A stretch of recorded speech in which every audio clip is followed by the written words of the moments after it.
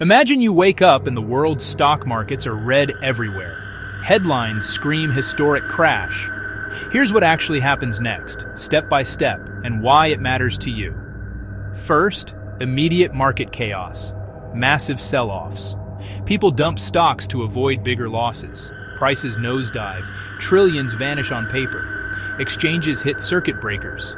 Those are emergency brakes, to pause trading and slow the panic. Second, investor and institutional losses. It's not just day traders. Pension funds get hammered, which hits retirees and long-term savers. Mutual funds get hammered, which hits retirees and long-term savers.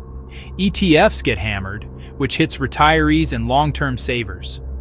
Banks get big exposure and can wobble or fail. Think 2008 vibes, unless they get rescued. Hedge funds get big exposure and can wobble or fail.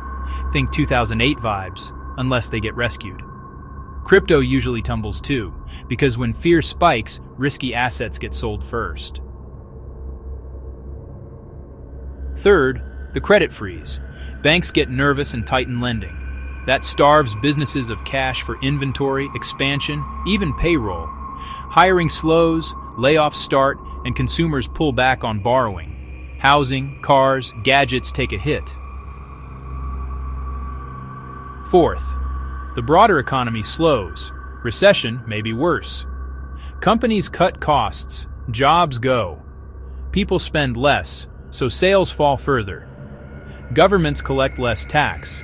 Deficits swell. Central banks slash interest rates. They fire up money printing tools, quantitative easing to keep the system from seizing. Fifth, real-life impact. Job losses are heaviest in finance, tech, real estate, retail. Savings and retirement accounts shrink, even if you never touched a stock. Depending on the response, you can see inflation or deflation. Stress rises. In some places, so do crime and protests. Sixth, the government and global playbook. Emergency stimulus checks, bailouts for critical banks and industries. Central banks coordinate, Fed, ECB, RBI, and others, opening swap lines and backstops. Politicians roll out new rules meant to prevent a repeat.